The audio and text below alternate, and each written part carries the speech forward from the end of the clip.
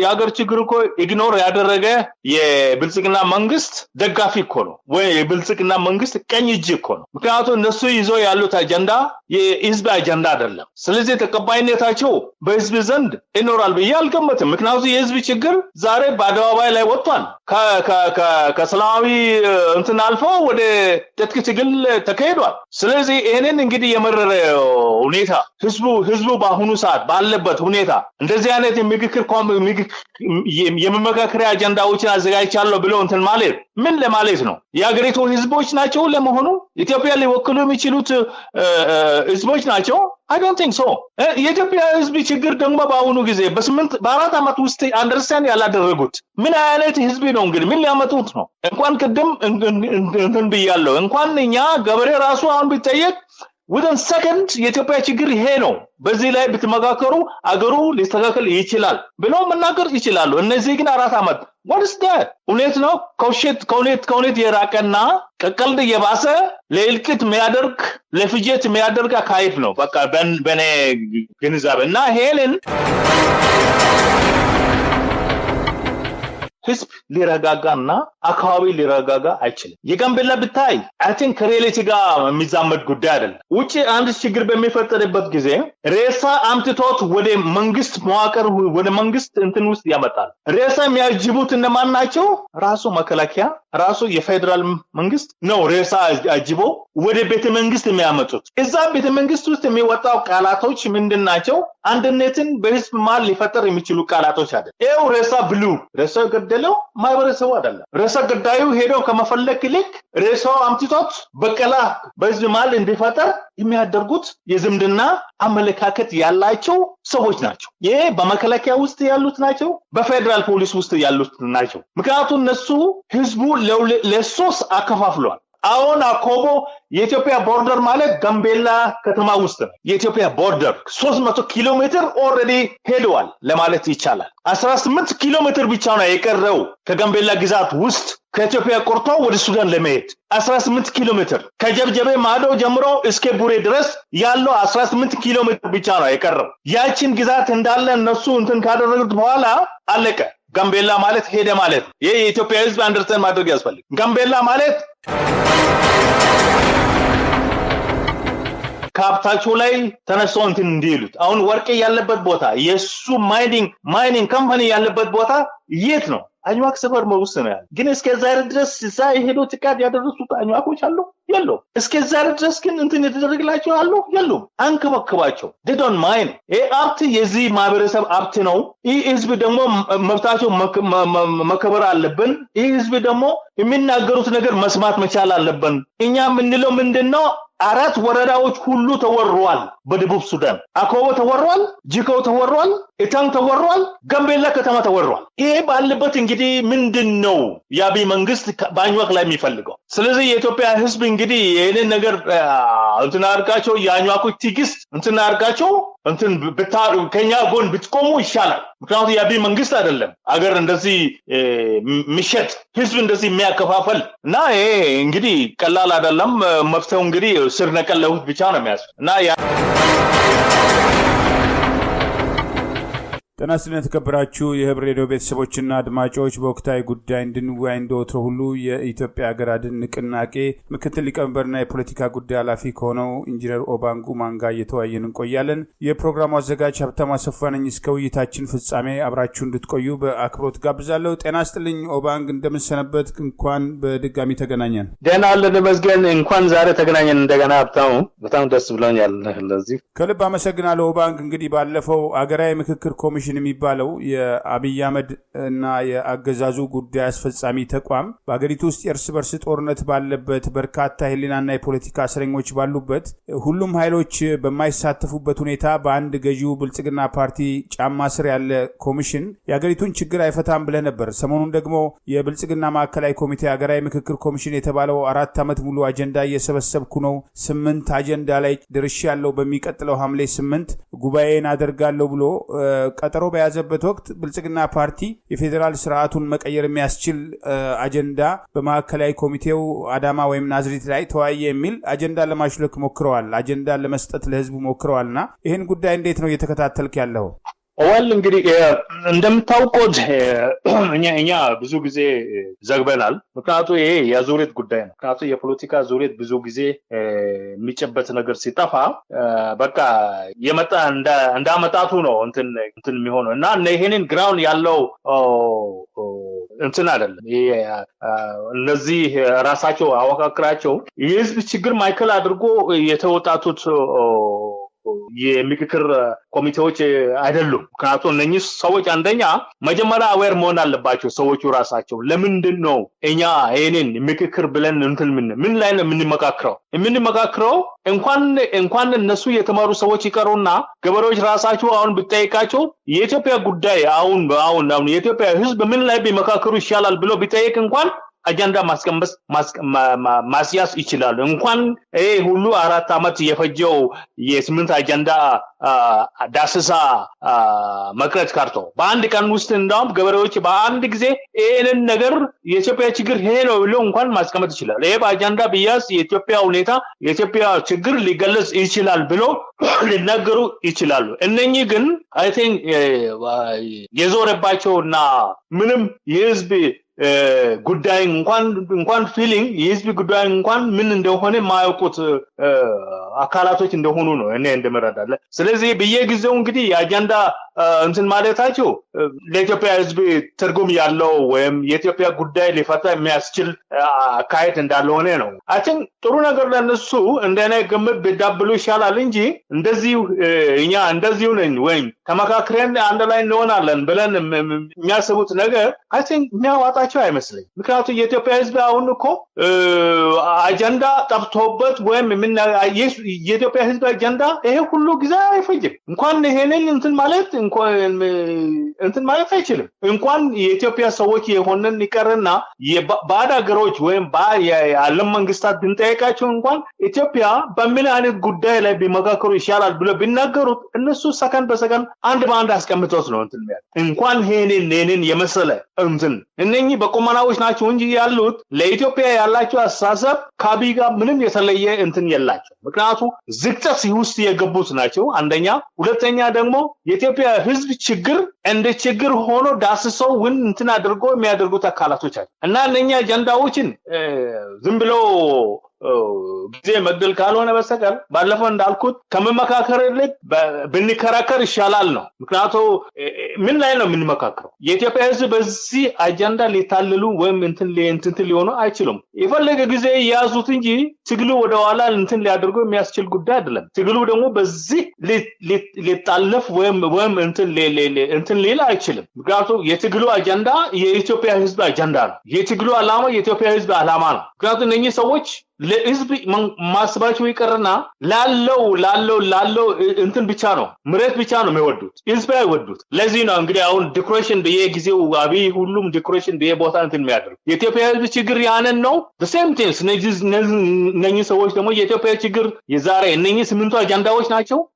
አንድ አጀንዳ ብቻ ይበቃል። ከዛ በኋላ በሂደት የሚመጡ ፕሮሰሶች ናቸው፣ ስራዎች ናቸው፣ ተግባሮች ናቸው እና በእኔ አመለካከት ይሄንን ለነሱ ያዙት አጀንዳዎች አይ ቲንክ የኢትዮጵያ ችግር ሊገልጽ የሚችሉት አጀንዳዎች አይደሉም። አንደኛ እሱ። ሁለተኛ ደግሞ የኢትዮጵያ ህዝብ በዚህ ጉዳይ ላይ ሊታለሉ የሚችሉበት መንገድ አይደለም። ለወደፊትም ቢሆንም ደግሞ የኢትዮጵያ ህዝብ ከነኚህ ህዝብ ጋር ተነጥሎ እንደሚገኙ ባለሙሉ እይታ ነኝ በእኔ አመለካከት እና ያለኝ ይሄንን ነው። አመሰግናለሁ። ከልብ አመሰግናለሁ ኦባንግ። እንግዲህ ቀደም ሲል የነበረውን ኢህአዴግ የምታውቀው ነው። ያው አብይንም እንግዲህ በዛ ኢህአዴግ በነበረ ጊዜ በደንብ ታስታውሳለህ የነበራችሁን ሁኔታ ከዚህ ቀደም አንስተነዋልና ኢህአዴግ የነበረበት በአንድም ሆነ በሌላ መንገድ ከነችግሩም ፓርቲ እንደ ፓርቲ የነበረበት ሁኔታ አለ። የታወቀ ነው። ህወሓት የበላይነት አለው በፓርቲ ውስጥ። ነገር ግን እያንዳንዶቹ ድርጅቶች ውስጥ ደግሞ የሚሰሩ ስራዎች የነበሩበት ሂደት አለ። ፓርቲው እንደ ፓርቲ መጨረሻ ላይ ራሱን ለማረም የሄደበት ርቀት አለ። እንግዲህ የቀድሞ ጠቅላይ ሚኒስትር ኃይለማርያም ደሳለኝ ስልጣናቸውን በፈቃዳቸው የለቀቁበት፣ ፓርቲው ተወያይቶ ደግሞ አብይ አህመድ ወደ ስልጣን እንዲመጣ ያደረገበት የህዝብ ተቃውሞና ግፊቱ እንዳለ ሆኖ ፓርቲው ግን ራሱን ለማረም የሚችልበት የተወሰነ እድል ነበር። ከዛ በኋላ ብልጽግና ፓርቲ ተፈጠረ። ለምርጫ ቦርድ ወይዘሪት ብርቱካን ሚደቅሳ ይመሩት ለነበረው ምርጫ ቦርድ ብልጽግና ፓርቲ ህገወጥ ተግባር እየፈጸመ ነው፣ ሙሰኛ ነው፣ የፕሬዝዳንቱ አብይ አህመድ የግል መጠቀሚያ ሆኗል፣ ፓርቲውን ደንብና ስርዓት አላከበረም በሚል ለምርጫ ቦርድ አቤቱታ እስከማቅረብ የደረሱበት ሂደት አለና በአሁኑ ወቅት ፓርቲ ያለ ወይ ኢትዮጵያ ውስጥ? ለመሆኑ ገዢው ፓርቲ የሚባለው ራሱ ከአብይና በዙሪያው ካሉ ሰዎች ፍላጎት ውጪ እንደ ፓርቲ ኃላፊነት ተሰምቶት በአንድም ሆነ በሌላ መንገድ አጀንዳ ይቀይራል፣ አጀንዳ ይለውጣል ተብሎ እንደው አጀንዳስ ሊሆን ይገባል ወይ? እንግዲህ በመሰረቱ ፓርቲ ሲባል እንግዲህ የተለያዩ መግለጫዎች አሉ። አንድ ህዝብ ይወክላል፣ ሁለት አገር ይወክላል፣ ሶስት አይዲዮሎጂ አለው፣ አራት የትግል አስተላለፍ ስልት አለው። እነኚህ እንግዲህ በብልጽግና ውስጥ የተሟሉት ጉዳዮች ናቸው። ብልጽግና ማለት እኮ እንደ ተርጉሙ እንኳን ፓርቲ መሆን ወደ ፓርቲነት ሊያስኬድ የሚያስችል ጉዳይ ነው። ይህ ሲቪክ ኦርጋናይዜሽን ነው ዲፋይን ማድረግ የሚቻል። ለዚህ ነው አይደለም እንደ በዓለም ደረጃ ዛሬ መሳቂያ የሆን ነው። አሁን እሱ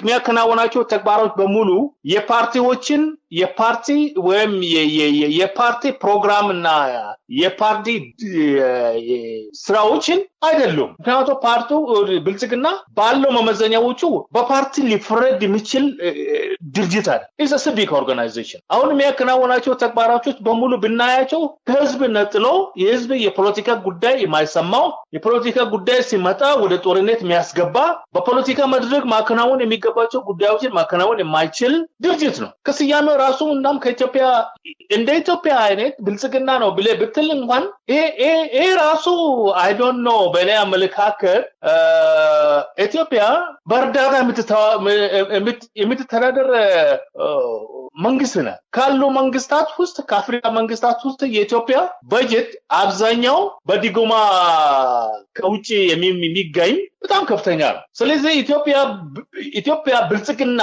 ፓርቲ አለ ሲባል what does it mean? ማን ነው እንግዲህ ሞኝ ሆኖ በገዛ እጁ እርዳታ አልፈልግም ብሎ እንትን የሚያደርግ? ለዚህ ነው ዓለም እንደ አሁን ኢንፍሌሽኑ አሁን ሃይ የሆነ ምክንያቱም there's no productivity የለም፣ የአሰራር ስልት የለም፣ ድርጅቱ ከየት እንደመጣ አይታወቅም። የሚያከናውናቸው ተግባራቶች በሙሉ ሶሻል አክቲቪቲዎች ናቸው እንጂ የኢትዮጵያ ህዝብ አሁን የሚማቀቀው የሚያስፈልጋቸው መሰረታዊ የሆኑ ጉዳዮች ሁሉ ሊከናወን የሚችል ድርጅት አይደለም። ስለዚህ በኢትዮጵያ ውስጥ ፓርቲ አለ ብለን ሀፋችን ሞልተን መናገር አንችልም፣ ይከብዳል። እስኪ የትኛው አይዲዮሎጂ ኖሮት ነው እንግዲህ? እስኪ የትኛው አገር ወክሎት ነው እንግዲህ? ያፓ ውሰድ። ኢትዮጵያ ይወክላል፣ ህዝብ ይወክላል፣ አገር ይወክላል፣ የነሱ ኮሌክቲቭ ደግሞ ይወክላል፣ ፓርቲ ናቸው። ኢሰፓ ብትወስድ the same things። ኢትዮጵያ ይወክላል፣ ህዝብ ይወክላል፣ ፓርቲም ደግሞ መሆኑ ያስታውቃል። ወደ ኢህአዴግ ሲመጣ the same things። እንግዲህ ከነዚህ ፌዞች እንግዲህ ያልተማረና አሁን ይሄ ነው ብለው እንኳን ብልጽግና ነው ብለው እንትን ማድረግ ራሱ ለመቀበል የሚከብድ ጉዳይ ነው፣ እንደ ፓርቲ ሆኖ ማለት ነው። የትኛው ሀገር ነው በዓለም ደረጃ ላይ ብልጽግና ፖለቲካል ፓርቲ ተብሎ የሚሰየምስ? የትኛው አይዲዮሎጂ ነው የሚከተሉት? በእርግጥ በአንዳንድ እንትኖች ላይ ተሞክሮዎች ነበሩ ከዚህ በፊት። አሁን ቦርቦሬ እንኳን እንትን ብታደርግ አንዳንድ ነገሮችን ልታገኝ ትችላለህ። but they fail። ምክንያቱም ሂት የሚያደርጋቸው ነገር ምንድነው? ብልጽግና ማለት is just a bridge for the ልማት እንጂ የአንድ ኮምፖነንት ብቻ እንትን አለም። ፖለቲካ ማለት የፖለቲካ ፓርቲ ብዙ ኮምፖነንቶች አሉ እና ይሄ አፍን በኢትዮጵያ ሌቭል ፓርታልን ብለን አፋችን ሞልተን መናገር የምንችልበት ጊዜ አይደለም። ይሄ ራሱ ገምገሞ ራሱ እንትን አድርጎ ይሄ ፓርቲ ነው ብሎ እንትን ማለት ራሱ መገምገም መቻላል እንደ ድርጅት ሆኖ እንትን ከሆነ ማለት ነው። ለዚህ ነው አሁን ውስጥ ፍሬንድሺፕ በምን አይዲዮሎጂ ላይ ነው ከሌሎች ዓለም መንግስታት ጋር ግንኙነት ፈጥሮ but thank you for Europe። አውሮፓውያን ሞኞች አይደለም። አውሮፓውያን እስካሁን ድረስ ዝም ያሉበት ምክንያቱ አይዲዮሎጂ የለውም የኢትዮጵያ መንግስት። ለምንድን አንድ ቀን እንኳን የዩሮፒያን ዩኒየን እንደዚህ ብሎ እንትን አደረገ ተብሎ እንትን ለማይደረግ? ምክንያቱም አይዲዮሎጂ የላቸው። ከየትኛው አውሮፓ መንግስት ጋር ነው አይዲዮሎጂ ኖሮት በጋራ መስራት የሚችሉት? የለም። ስለዚህ ፓርቲ አለ ብለን አፋችን ሞልተን መናገር የምንችልበት ጊዜ አይደለም። ፓርቲ በኢትዮጵያ ውስጥ የለም።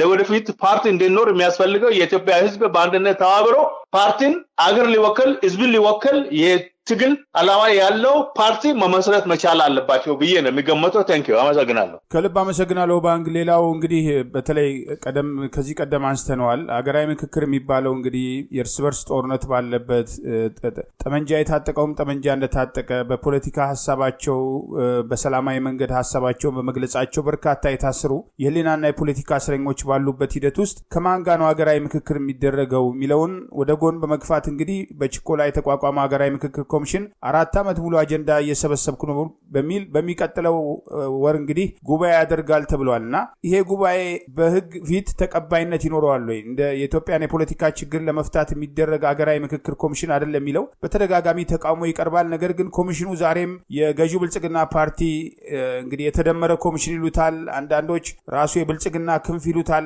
እንደሌሎች በብልጽግና ቁጥጥር ስር እንዳሉ ተቋማት እየተደረገ እየተወሰደ ነውና ይሄ ሀገራዊ ምክክር ኮሚሽን ለሚደርሰው ሀገሪቱ ላይ እየደረሰ ላለው ጥፋት በታሪክ ጭምር ተጠያቂ የሚያደርገው ተግባር አይደለም ወይ? አሁን በብልጽግና ፓርቲ የሚሰበሰቡ ሰዎች ተወያይተው የሀገር ችግር ይፈታሉ እንዳልንማ እኮ የሀገር ችግር እኮ ኢግኖር ያደረገ የብልጽግና መንግስት ደጋፊ እኮ ነው ወይ የብልጽግና መንግስት ቀኝ እጅ እኮ ነው። ምክንያቱም እነሱ ይዞ ያሉት አጀንዳ የህዝብ አጀንዳ አይደለም። ስለዚህ ተቀባይነታቸው በህዝብ ዘንድ ይኖራል ብዬ አልገመትም። ምክንያቱም የህዝብ ችግር ዛሬ በአደባባይ ላይ ወጥቷል።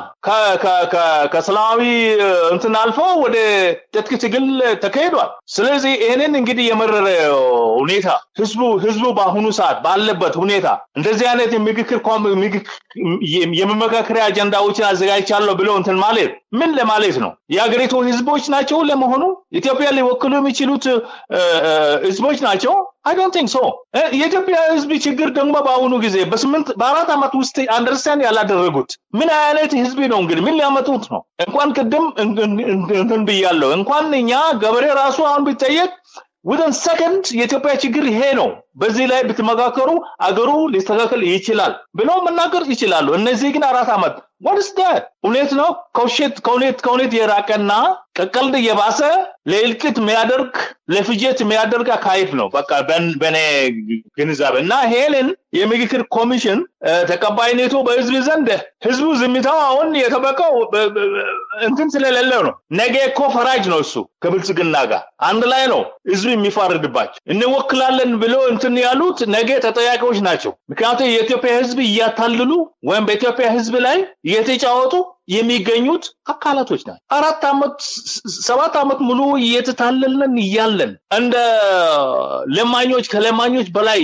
እሱ አጥግብ ቆሞ የኛ ፓርቲ እኛ እንትኖች ነን እያልን ይሄ አይሰማቸውም እንዴ? የትኛው ነው እንግዲህ ይሄ አሁን ዲቨሎፕድ የሆኑ ሀገሮች አሁን ለምሳሌ እዚህ አሁን እኛም ያለንበት ሀገር እንደ ሽፍት ነው ስልጣን ከስልጣን አንደ ዲሞክራት አንደ ደግሞ ሪፐብሊካን አወካከል ደግሞ ፌር ነው።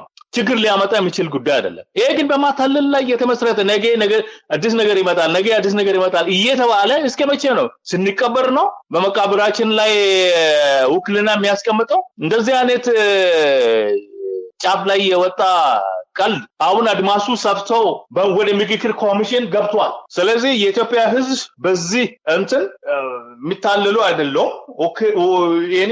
ይቁና ሊሰጠው የሚችል ኦርጋናይዜሽን አይደል በኢትዮጵያውያን አመለካ እና ይሄ ለህዝቦላ ካልሆነ በስተቀር የሀገሪቱ ችግር ሊያቃልል የሚያስችል አካሄድ አይደለም። አሁን ስናየውና ስንገማገው እና ለወደፊት እንግዲህ ብዙ ነገሮችን ማየት እንችላለን።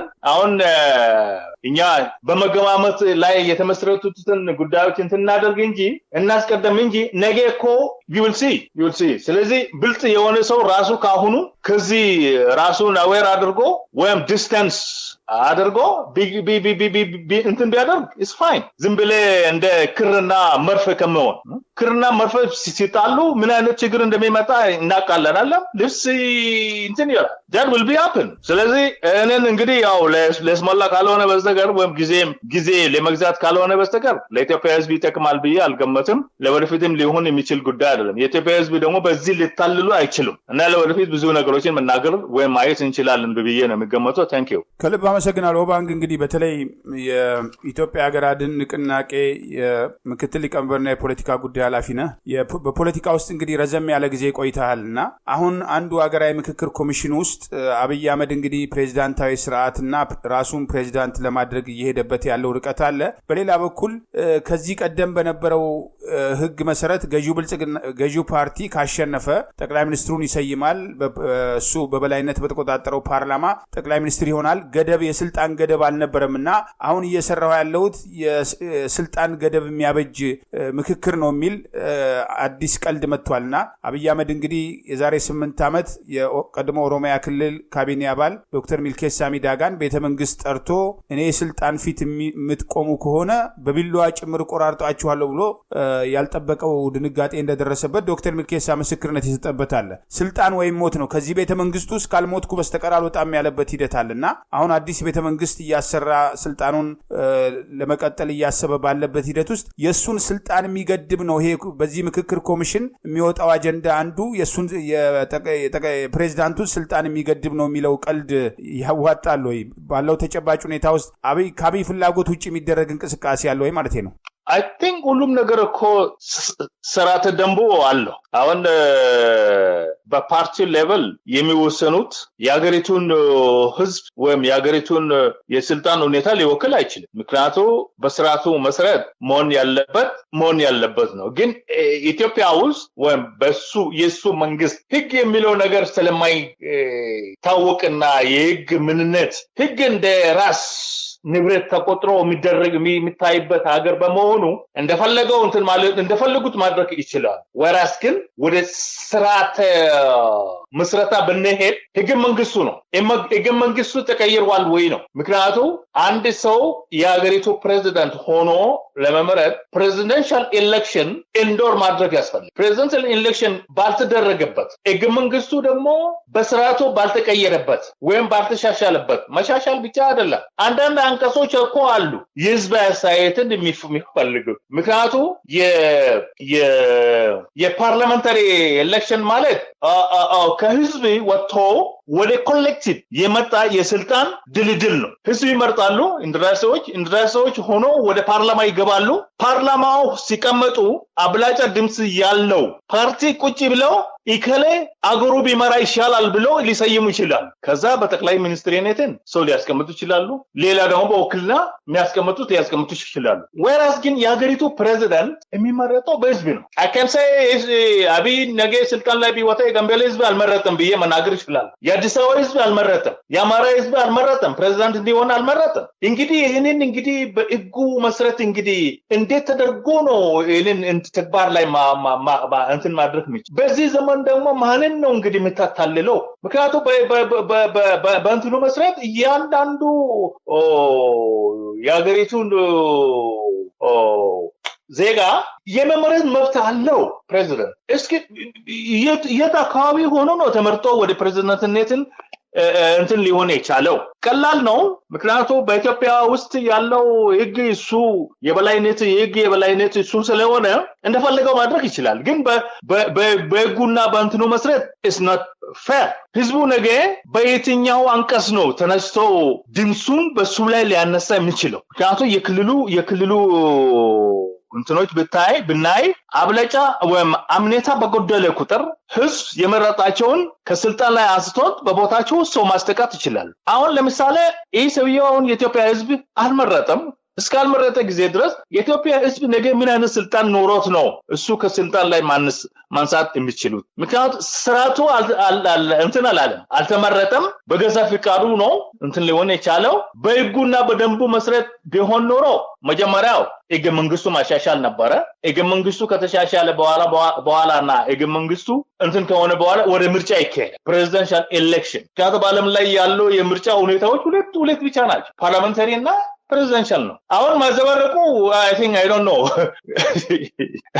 ለውሳኔ ትንሽ ይከብዳል። እንግዲህ የኛ ህዝብ መርዳት ያለባቸው ሁለቱ የምርጫ ፕሮሲጀሮችን በደንብ ክሊር ማድረግ መቻል ያስፈልጋል። እንግላንድ ፓርላሜንታሪ ነው፣ አሜሪካ ፕሬዚደንሻል ነው። አንድ ሰው ብቻ ነው ለፕሬዚደንት ለሀገሪቱ ሁሉም ቦታ ስሙ ሄዶ የሚወዳደረው። ይህ ሰውዬው ግን ደረዷ ሄዶ ተወዳድሯል። የደረዷ ህዝብ ድምፅ ሰጥቷል። ለሱ የሶማሌ ድምፅ ሰጥቷል። የአፋር የኦሮሞ ህዝብ እንኳን መናገር ይችላል። እኛ መርጠናል። እንደራሲ ነው ሆኖ ነው የመጣ።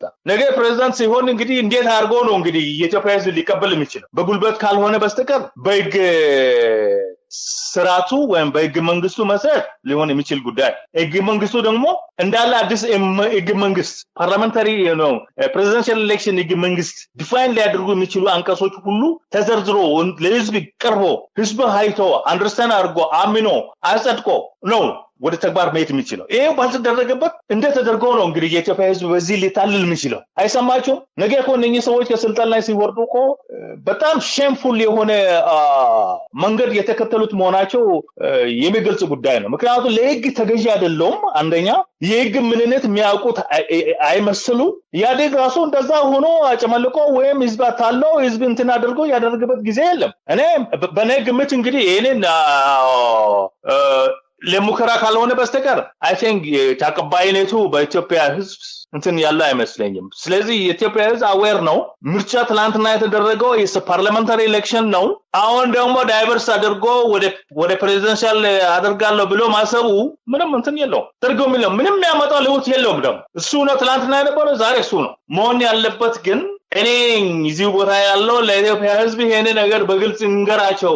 ህገ መንግስቱ ወደ ህዝብ ሂድ። ካሁን በኋላ በዚህ አንቀጽ በዚህ እንትን መስረት የምንመስረተው መንግስት ወይም እናደርገው ኤሌክሽን should be parliamentary election አንቀጽ እዛ ውስጥ መኖር አለበት። ግን የለም። ማን ታታልለዋል? እንግዲህ ሰው ተምሯል። የሱ ዶክተሬት እስከዛ የሚሆን ከሆነ አተን ለኢትዮጵያ በጣም አደጋ ነው ብዬ ነው የሚገመተው። የኢትዮጵያ ህዝብ ይሄንን መርዳት መቻል አለባቸው። ይሄ ሰውየው በጊዜ ካልሄደ አገሪቱን እንዳለ ተመጥማጡ አድርጎ ነው እንትን የሚሄደው። እና ያለኝ የኔ ነው። ቴንክ ዩ አመሰግናለሁ። ከልብ አመሰግናለሁ። ባንክ እንግዲህ ያው የተወሰኑ የህገ መንግስት አንቀጾች እናሻሽላለን እያሉ ነው። በሌላ በኩል አንተም ደጋግመህ ገልጸዋል። በተለይ የለውጥ ኃይሉ ነው አሁን ከአብይና በዙሪያው ካለው አብይ ከሚመራው አገዛዝ የሚጠበቅ ለኢትዮጵያ ተስፋ የለም። እድሜው በጨመረ ቁጥር አደገኛ መሆኑ በተደጋጋሚ ተገልጿልና በሌላ በኩል ግን የለውጥ ኃይሉ እንዲተባበር የሚቀርቡ ጥሪዎች በአንድም ሆነ በሌላ መንገድ የመተባበር ፍላጎቶችና እንቅስቃሴዎች መኖራቸው መሰረት አድርጎ ትላንት አስታውሳለህ እንግዲህ ከ8 ዓመት በፊት ጌታቸው ረዳ በመጨረሻው ኢህአዴግ ወራቶች አካባቢ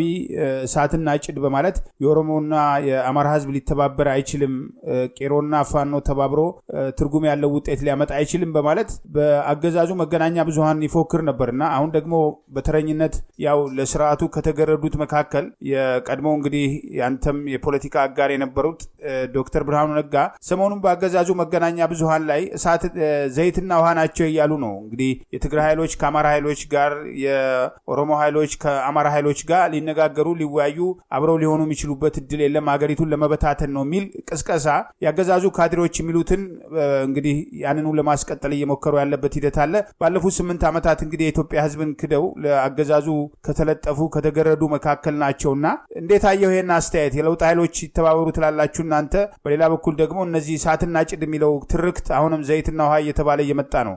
እንኳን ምን መሰለ እንትን ነው ምንድነው ያልኩት ነገር እኮ ነው ቅድም ያልኩት። ምክንያቱም የፖለቲካ ዙረት ብዙ ጊዜ ርቀት ያለው ላይ ወይም ያለው ችግር እንትን ማለት አይችልም። ለዚህ ነው ቆም ብለህ አስበህ የራስ ፕላን አድርገህ እንትን ማለት መቻል አለብህ ብለን እንትን የምንለው ብዙ ጊዜ። በዛው ከቀጠልክ ዝም ብለህ እንትን ካረክ ያስቸግራል። አሁን የትምህርት ጉዳይ ብትወስድ አሁን እንግዲህ ዩቼክ አሁን ዴቨሎፕድ የሆኑ ሀገሮች አንድ ምሳሌ እንትን ላድርግልህ። ቼክ ሪፐብሊክ አንድ ተማሪ ፈተና 2 ጊዜ ነው የሚወስድ። የጽሁፍ ፈተና በነጮች ዘንድ ተቀባይነቱ እስከዚህ ማለት መጻፍ ትችላለህ፣ ማንተን ማለት ትችላለህ። ዋናው ግን ኦራል ኤግዛም ነው። የተማርከው መጽሐፍ በሙሉ ከዛ መጽሐፍ ላይ ጥያቄዎች ይወጣሉ። 100 ጥያቄዎች ሆኑ 30 ጥያቄዎች ሆኑ ስንት ጥያቄዎች ሆኑ እነኚህ ጥያቄዎች በሙሉ እንትን ተደርጎ ለኦራል ኤግዛም ያዘጋጃል። ከዛ ተማሪው ሪትን ኤግዛም ከጨረሰ በኋላ 99 ወይም 88 99 ወይም 95 ካገኘ ለኦራል ኤግዛም ያልፋል። ኦራል ኤግዛም እንግዲህ የሚታደርገው ፊት ለፊት ነው። ግሩፕ አለ። ከግሩፑ ጎን ቁጭ ብለህ አንተን ጥያቄ ትመዛለህ። ከዛ ጥያቄ መዘህ ራስን ታዘጋጃለህ። 10 ደቂቃ ይሰጣል። በ10 ደቂቃ ውስጥ የመዘዝከው ጥያቄ ይችላልው ካልከው ዲስክሪፕሽንን ትጽፋለህ። 1 ገጽ 2 ገጽ 3 ገጽ። ያ እንደጨረስክ ለመምህሩ ትሰጠዋለህ። መምህሩ ያያል፣ ጽሁፍ ያያል። ጽሁፍ ካየ በኋላ እንዴት እንደሆነ የጎደሉ ነገሮች ካሉ እንትን የሆኑ ካሉ ይመልሶ እንትን ያርጎላል። ይሄን እንደገና ጻፍ። ይሄንን በዚህ መልኩ አይደለም ጻፍ እንደዚህ። ከጨረሰ በኋላ ኦኬ ተቀብያለሁ ብሎ እንትን ካለ አንተን ታስረዳዋለህ ለመምህሩ ማለት ነው። ያልብቃት በዚህ እንግዲህ ችሎታ የሌለው ተማሪ በር ለቆ ነው የሚወጣ። he will go outside from the room። እኔ አልተዘጋጀውም በደንብ አላጠናውም ብሎ ወረቀቱ ይመልሳል። ለሚቀጥለው ግዛም ራሱ ያዘጋጃል። ያ ማለት ስኪሊንግ ቴስቲንግስ ሁሉም የሚያካትት የትምህርት ስልት ነው በአሁኑ ጊዜ ያለ። የኢትዮጵያ ግን ብታይ አሁን ይከብዳል። አንድ ተማሪ አሁን ብትጠይቅ ኦራል ኤግዛም ስሚማን ምናምን ብለህ ብትጠይቀው የሚናገረው ራሱ አይገባም። you cannot understand ምክንያቱም የራሱ ስኪል እንትን አልሆነማ። ስኪል ቴስቲንግ አልተደረገም። አሁን ደግሞ ተብሎ በኮምፒውተር ሰፖርት አድርገናል ምናምን ብሎ መኩራጀት ግዴለም ለለም ጀስ ይሰረቅ። ግን የሚፈረደው ምንድነው? የሰረቀው እውነቱ is just in his mind መጥቶ በኋላ ለፎርሙ ማስረዳት ይችላል ወይ ነው። የማይችል ከሆነ የሰረቀው በዛው ይቀራል። የኢትዮጵያ የትምህርት ስልት ሪፎርሙ ዳሰሳ የተከተለ እንዳልሆነ እኔ አንደርስታንድ አድርግ እና አሁን እንዳልከው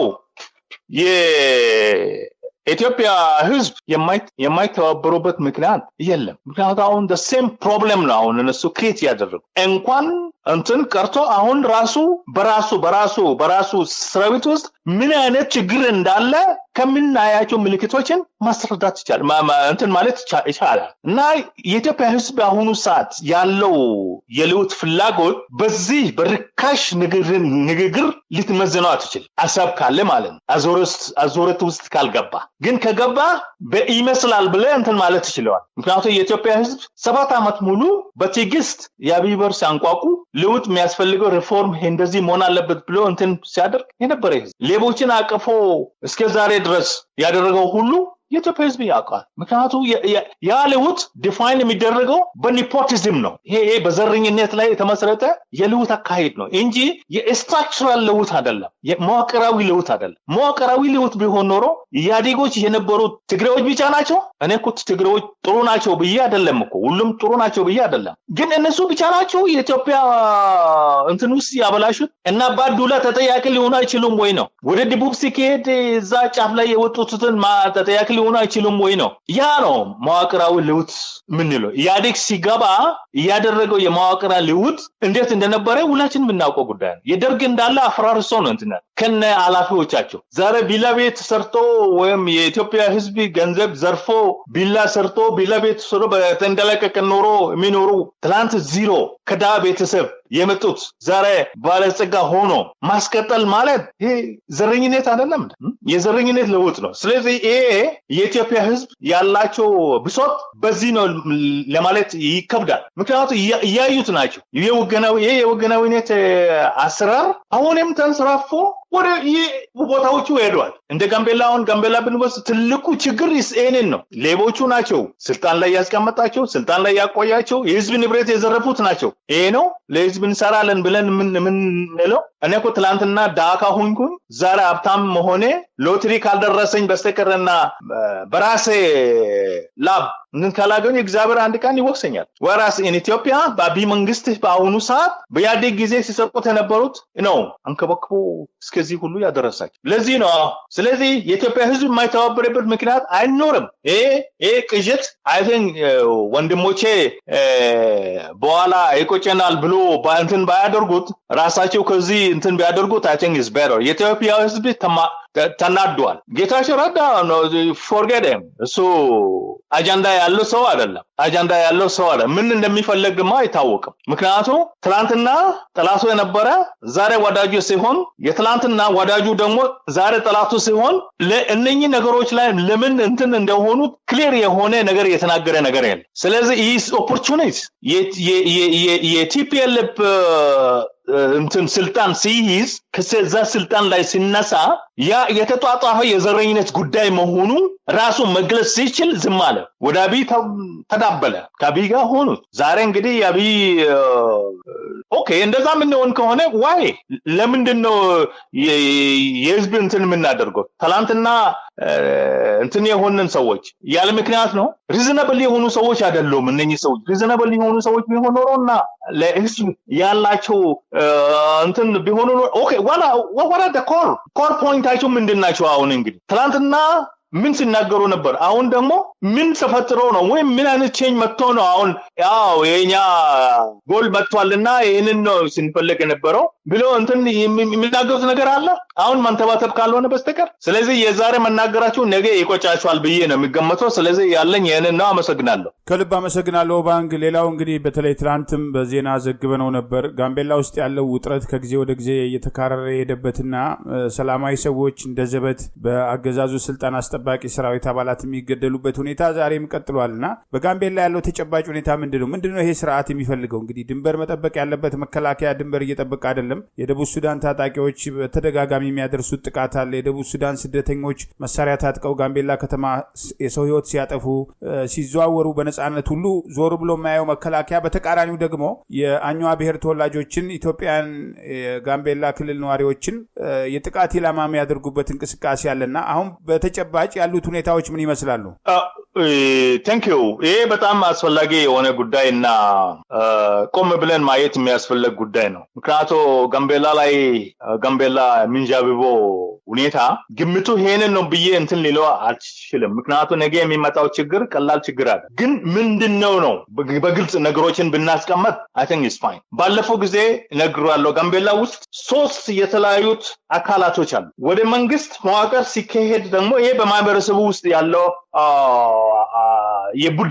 የቡድን እንደ ቡድንተኝነት እንትን ሊወስደው የሚችል ወደ መንግስት መዋቅር ሲከሄድ ደግሞ 3 የመንግስት መዋቅሮች አሉ እዛ ጋምቤላ ውስጥ እነኚህ 3ቱ የመንግስት መዋቅሮች እርስ በርሳቸው አይተማመኑም ሌሎቹ ደግሞ የሚይዞት ያሉት መንገድ ለህዝብ ሳይሆን በዝምድና ላይ የተመሰረተ አካሄድ የሚያሳይ ጉዳይ ነው I think አንድ ሀገር የሚመራው በህግ ነው ህግ የበላይነቱ ካልተደረገና በህግ ውስጥ እጃችን ምናስገባ ከሆነ ህዝብ ሊረጋጋና አካባቢ ሊረጋጋ አይችልም የጋምቤላ ብታይ I think ከሪያሊቲ ጋር የሚዛመድ ጉዳይ አይደለም ውጪ አንድ ችግር በሚፈጠርበት ጊዜ ሬሳ አምጥቶት ወደ መንግስት መዋቅር ወደ መንግስት እንትን ውስጥ ያመጣል ሬሳ የሚያጅቡት እነማን ናቸው ራሱ መከላከያ ራሱ የፌደራል መንግስት ነው ሬሳ አጅቦ ወደ ቤተ መንግስት የሚያመጡት እዛ ቤተ መንግስት ውስጥ የሚወጣው ቃላቶች ምንድናቸው አንድነትን በህዝብ ማል ሊፈጠር የሚችሉ ቃላቶች አይደል ኤው ሬሳ ብሉ ሬሳ ገደለው ማህበረሰቡ አይደለም ሬሳ ገዳዩ ሄዶ ከመፈለክ ይልቅ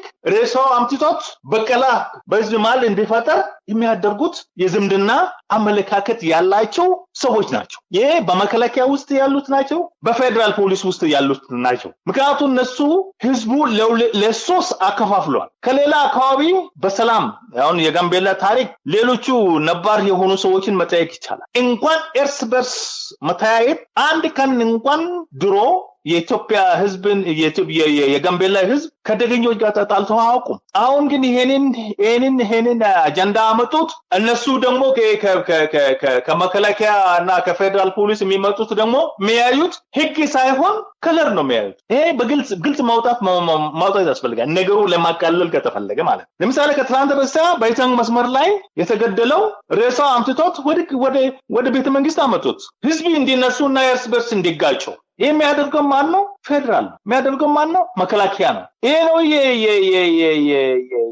የእንትና ስራ ጥሩ አይደለም ሌላ በእነዚህ ቀናት ውስጥ ደግሞ በአይተንግ መስመር ነው በእንትን መስመር በሌላ መስመር አንድ ምንም ማቅ ልጅ አፍኖት ይዞት ወደ ጫካ አስገቡት ጫካ ከአንተን ጋር በኋላ ከገደሉት በኋላ ቀበሩት ሲቀበሩት እንዳጋጣሚ የሆኑ ሰዎችን ያዩት ነበር መከላከያ ነው ይሄንን ሲያደርገን ልጁ በእንትኑ አኝዋ አኝዋክ ነው እኛ ሰዎች ነን ሁላችን ግን እንደዚህ አይነት አመለካከት ያላቸው በመንግስት በጥሩ ፖዚሽን ላይ ያላቸው የመንግስት መዋቅር ያላቸው ሰዎች ምን አይነት ዘግናኝ እንደሆኑ የኢትዮጵያ ህዝብ እንዲፋረዳቸው በጣም የሚያስፈልግ ጉዳይ ልጁ ገለው ቀብሮት ከሄዱ በኋላ በአካባቢ ሁኔታውን በርቀት ወይም በስውር ሲከታተሉ የነበሩ ሰዎችን ደወሉት ከዛ ሰዎቹ መጡ ሬሳው ተገኘዛ የተቀበረበት ቦታ ከጉድጓዱ ወጥቶ እንትን አደረጉት ለምን ተገደለ ወንጀለኛ ከሆነ ለምን ተገደለ ወንጀለኛ ከሆነ ለምንድን ነው ታዲያ ሬሳው ለቤተሰቡ ማይሰጡት ለምንድን ነው ደግሞ ህግ ቦታ እንትን ማድረጉት ይሄ ጋምቤላ ውስጥ ያለው ምንጃብቦ አመለካከት የኢትዮጵያ ህዝብ አሁን በተሳሳተ መንገድ ባያዩት እና በቀላል መንገድ ባያዩት ጥሩ ይመስለኛል ምክንያቱም ያቢ መንግስት በዛው ኮንዲሽን ዲፋይን ማድረግ ይችላል ዘረኝነቱ በትግሬ ህዝብ ላይ ያደረገው የትግሬ ህዝብ ከያዲግ ነጥሎ ትግሬዎችን ብቻ እንደ ሌቦች ሁሉ ሲፋረድ ነበር ሴምቲንግ አሁን አማራዎችን እንደ ጥላት ሆኖ ከኢትዮጵያ ህዝብ ነጥሎ እናንተ ትከክ ካላስራክባችሁ እናሽማቀቃችኋለን ብሎ ወደ ጦርነት የተገባበት አፕሮች አሁን የጋምቤላ ህዝብ ደግሞ አጀንዳው እናንተ ለምንድን ነው ከቀያችሁ እንዳም ተነስታችሁ እንደዚህ የምትጮው አኝዋኩ ከቀየው ተነስቷል እታን ጅኮው ለቋል አኮቦ ለቋል እታን ለቋል ጋምቤላ ከተማ ለሁለት አካፍሎት ዘግበናል ይሄ ሁሉም ያደርገው የደቡብ ሱዳን ነው የደቡብ ሱዳን ህዝብ ነው የኢትዮጵያ ህዝብ ከሆነ መሳሪያ ከየት ነው የሚያገኙት አሁን ደግሞ ከተማው ውስጥ አንድ የአኝዋክ መንደር ድሮ ታሪክ ያለው አንድ ቀበሌ አቃጥሉት ኡሚኒያ የሚባል ቀበሌ አሁን የባሰ ደግሞ ጋምቤላ ከተማ ውስጥ ከተማ አኝዋኩን ከዛ ውስጥ ለማሳደድና አኝዋኩ ከቀያቸው ማፈናቀሉ ብቻ ሳይሆን ማሳደድ ይሄ እንግዲህ የተደረገ ያለ የመንግስት ውክልና ነን ብለው እንትን የሚሉት ሁለተኛ ደግሞ ችግር ወደ ኢስት ከሆነ እነሱ ደግሞ ወደ ዌስት ሄዶ ነው እንትን የሚያደርጉት አሁን ባለፈው ጊዜ የተፈጠረው ችግር ምዕራብ ጋምቤላ አካባቢ ነው የተፈጠረው እነሱ የት ነው ሄዱት በቀላ ያደረጉት ወደ ደቡብ ሄዶ ሰላም ያለበት ቦታ ሰላማዊ ሰዎች ምንም ነገር ማያውቁት እያሳደዱት ሰውን መግደል ይሄ እንኳን መፍተው ስር ነቀለውት ብቻ ነው ምክንያቱም ይሄ መንግስት አይደለም ከመንግስትነት ባሪ የተለየ ባሪ ያለው ነው ግን ይሄ ሁሉ ሲደረግ ያለም ህዝብ እየታዘበ ነው እዛ የውጭ ዜጎች አሉ ሁኔታዎችን እየታዘቡት ናቸው ግን ያቢ መንግስት ምን አይነት ዘረኛ መንግስት እንደሆነ በዚህ በሶስቱ ፌዞች ማየት ይቻላል በትግሬ ላይ ያደረገው ትግሬዎች ብቻ አይደሉም የኢትዮጵያ ገንዘብ የዘረፉት እኔ ትግሬዎች ጥሩ ናቸው ብዬ አይደለም ግን አብሮ ከነሱ ጋር መፋረድ ያለባቸው አሉ እና ባዱላ ወደ ጉያቸው አስገብቶ ሌላ ሲያሳደድ ይሄ ነው ሪፎርም በያመጣው ብለው እንትን የሚለው አሁን ደግሞ ግዛት የማስፋፋት አጀንዳ ይዞ ሌሎች ተገና አድርጎ እንትን የሚያደርጉት አሁን ልክ እንደ ጋምቤላ ላይ የሚደረገው የደቡብ ሱዳን ህዝብ በየትኛው እንትን ነው እንግዲህ መጥቶ ክሊርሊ መናገር የሚችል በመኪና እንግዲህ መኪናዎች ባለፈው ጊዜ 10 መኪናዎች ሁሉ ሲነጥረቅ ተጭነው ከፈጋግ መጥቶ እስከታን ድረስ ጥቃት አደርሷል ሞተር ቦት እንትን አድርጓል አሁን አኮቦ የኢትዮጵያ ቦርደር ማለት ጋምቤላ ከተማ ውስጥ ነው የኢትዮጵያ ቦርደር 300 ኪሎ ሜትር ኦሬዲ ሄደዋል ለማለት ይቻላል 18 ኪሎ ሜትር ብቻ ነው የቀረው ከጋምቤላ ግዛት ውስጥ ከኢትዮጵያ ቆርጦ ወደ ሱዳን ለመሄድ 18 ኪሎ ሜትር ከጀብጀቤ ማዶ ጀምሮ እስከ ቡሬ ድረስ ያለው 18 ኪሎ ሜትር ብቻ ነው የቀረው ያቺን ግዛት እንዳለ እነሱ እንትን ካደረጉት በኋላ አለቀ ጋምቤላ ማለት ሄደ ማለት ይሄ የኢትዮጵያ ህዝብ አንደርስታንድ ማድረግ ያስፈልግ ጋምቤላ ማለት ያኛክ መኖሪያ እንብርቱ የተቀበረበት ቦታ ነው የት ነው እንግዲህ እሱ የሚያሳድዱት እስኪ ሄኔን እንግዲህ መመለስ አለባት ቀላል ይመስላችኋል ኦኬ ጠላት እንግዲህ ሆነ ይሁን አኛክን ዘመድ የኢትዮጵያ ዘመዱ አጣም እስከ ዛሬ አኛኮች አለም የተገደሉ እስከ ዛሬ እስከ ከተማ ሁሉ እየተዳረሰ ያለው እስከ ዛሬ ሪአክሽን ያደረግነው ነገር አለ እንደ አኛኮ ሆነን እንትን ያደረግነው ሪአክሽን የለም ግን ከነገ መንግስት ይገባዋል ያለን ግን ያቢ መንግስት አቸን አንደርሰን የሚያደርግ አይመስልም እንኳን በዚህ ክብለ ዘመን ይቀርና በኃይለሥላሴ ክብለ ዘመን ይሄ አውሮፕላን ትልቁ አውሮፕላን እንትን ትልቁ አውሮፕላን እስከ ዳር ድንበር ረሽን ለመውሰድ እየሄዱ ነበር ምክንያቱም ምኒልክ እዛ አኮቦ ላይ ያስቀመጠው ብረት እስካሁን ድረስ አለ ደርግ ሲመጣ ያንን ተከተላ አደረገ ያድግ ሲመጣ ነው የተንከባለለ ወዴታን እንትን የመጣው ድንበሩ የመጣ አሁን ደግሞ ያቢ መንግስት መጣ ድንበሩ ወደ መጣ ወደ ከተማ ጋምቤላ ከተማ ለሁለት አካፈሉት አሁን 15 18 ኪሎ ሜትር ብቻ ነው የቀረው ከጋምቤላ ይዞታ ውስጥ ወደ ደቡብ ሱዳን ለማካለል እና ይሄ ነው የኢትዮጵያ ህዝብ እንግዲህ አንደርስታንድ ማድረግ ያስፈልጋል። ጋምቤላ ላይ ያለው አካሄድ በሙሉ የዝምድና አካሄድ ነው፣ ወገንተኝነት አካሄድ ነው እንጂ መንግስታዊ አካሄድ አይደለም። መንግስታዊ ስርዓት እየጠበቀ ወይም የህግ የበላይነትን የሚከበርበት አካባቢ አይደለም። የሰዎችን የበላይነት የሚከበርበት አካባቢ ግን ሰላማዊ ህዝብ አይፈረድባቸው እንዳይኖሩ የሚከለከል ሰው የለም። ጋምቤላ ስታይ የገንዘብ ሀገር ነው። እኔ ወደ ውጭ ሀገር ሲመጣ አንድ ባንክ ብቻ ነበር ጋምቤላ ከተማ ውስጥ። አሁን ግን ባንኮች በየኮሪዶሩ ነው ያለው፣ በየቦታ ነው እስከ ገጠር ድረስ።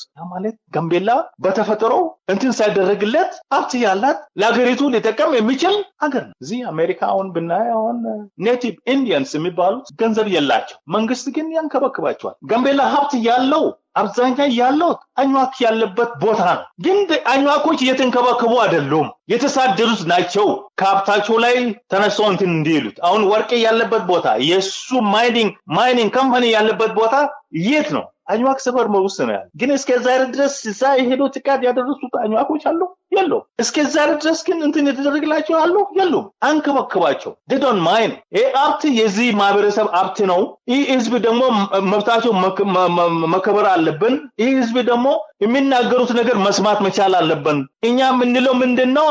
4 ወረዳዎች ሁሉ ተወሯል። በደቡብ ሱዳን አኮቦ ተወሯል፣ ጂኮ ተወሯል፣ ኢታንግ ተወሯል፣ ጋምቤላ ከተማ ተወሯል። ይሄ ባለበት እንግዲህ ምንድነው የአብይ መንግስት በአኝዋክ ላይ የሚፈልገው? ስለዚህ የኢትዮጵያ ህዝብ እንግዲህ ይሄንን ነገር እንትን አድርጋቸው የአኝዋኮች ትዕግስት እንትን አድርጋቸው እንትን ከኛ ጎን ብትቆሙ ይሻላል። ምክንያቱም የአብይ መንግስት አይደለም አገር እንደዚህ ምሸት ህዝብ እንደዚህ የሚያከፋፈል እና ይሄ እንግዲህ ቀላል አይደለም። መፍተው እንግዲህ ስር ነቀል ለውጥ ብቻ ነው የሚያስፈልግ እና ያለኝ ይሄንን ነው።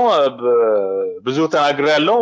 እንግዲህ ስለምታየኝ ነው የወደፊት የአኝዋክ ፋንታ ካሁኑ ይታየኛል። ግን የሚመጣው መዘዝ ቀላል አለ። አኝዋኩ ድምፁ አሁን አሰምቷል። ወያኔ ያደረገው የጄኖሳይድ ፍጅት በድጋሚ በዚህ አካባቢ አይደገምም እያልን ነው እያሉት ናቸው። ደግሞ እየተባለ እያለ ይኮሰኩሳሉ እስካሁን ድረስ። ልክ ቀደም እንዳልኩት አንዱን ሰው ሲገደል በወንጀልነቱ ሲገደል ሬሳው ማክበር መቻል አለበት። የሬሳ ክብር የሌላቸው እንደዚህ አይነት የረከሰ ሽረባ ቢደረግበት አገር ኢትዮጵያ ብቻ ነው የሚደረግበት። ዘመን ደግሞ የአብይ ዘመን ብቻ ነው፣ ሌላ እንትን የለም። ስለዚህ እኔ እውነቴን ነው የምናገረው።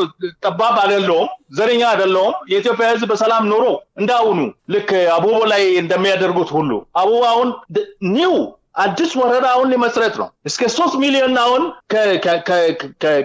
ከመሀል ሀገር የመጡት በሰላም እዛ ወርቅ የከፈሩት ናቸው። ማንም ግን ሄዶ አንተ እዚህ አይደለም ብሎ የተናገረ ሰው የለም። እንደነዚህ ችግር ፈጣሪዎች አይደሉም። እነሱ ለሆናቸው ሀብት አግኝተው ወደ ቤተሰቦቻቸው የሚመለ አዲስ አበባ ያለው ማህበረሰብ አሁን ወደዛ ይሄዱት ናቸው። ዳልኳን ከዋናው ጀምሮ ማለት ነው፣ ከአብይ ራሱ ጀምሮ የአብይ ካምፓኒ አይደለም እንደ አሁን ዲማ ውስጥ ያለው በቀን አውሮፕላን 2 ጊዜ እዛ የሄደ ወርቅ እየጫነ ወደ ኢትዮጵያ ወደ ማላገር የሚያመጣው። ይሄ በሚደረግበት እንደገና ደግሞ ማህበረሰቡ ታሳድደዋል። የታሳድደዋል ነገ እኮ ሽፍታ ሆኖ ሰላም ታገኘዋለህ እዛ።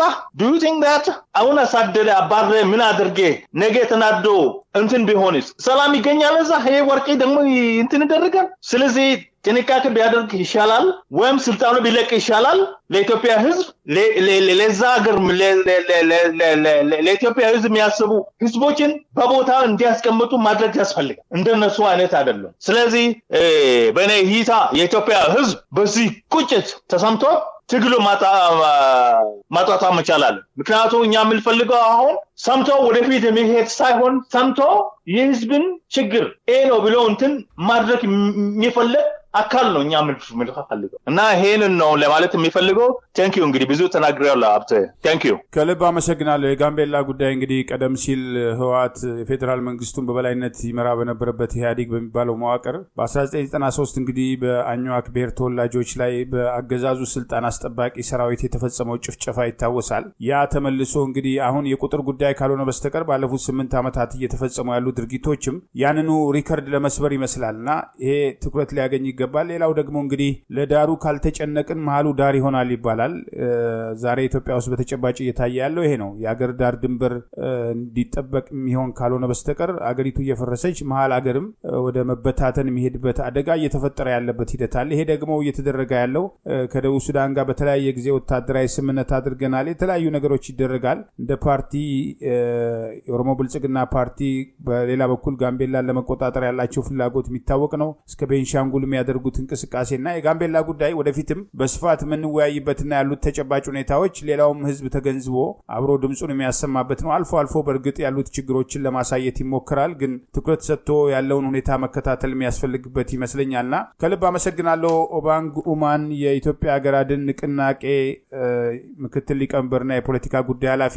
ወደፊትም በሌሎች ወቅታዊ ጉዳዮች እንወያያለን። ለነበረን ቆይታ እግዚአብሔር ይስጥልኝ። መልካም ጊዜ ይሁንልህ። ታንኪዩ እንግዲህ በጣም አመሰግናለሁ። እግዚአብሔር ይስጥልኝ። አሜን። ክቡራን የህብር ሬዲዮ ቤተሰቦችና አድማጮች ስታደምጡ ለቆያችሁ ምስጋናችን ይድረሳችሁ። የህብር ሬዲዮ ኦፊሻል ዩቲዩብ ቻናላችንን ሰብስክራይብ ያላደረጋችሁ ሰብስክራይብ በማድረግ በተጨማሪም የደውል ምልክቱን በመጫን የህብር ሬዲዮ ቤተሰብ እንድትቀላቀሉ በአክብሮት እንጋብዛለን። እንደ ወትሮ ሁሉ የህብር ሬዲዮ ቤተሰቦች ፕሮግራሞቻችንን ላይክ በማድረግ ሼር በማድረግ አስተያየቶቻችሁን በመስጠት አብሮነታችሁን እንድትገልጹ በአክብሮት እንጠይቃለን። በድጋሚ እናመሰግናለን። ጤና ይስጥልን። ቸር እንቆይ።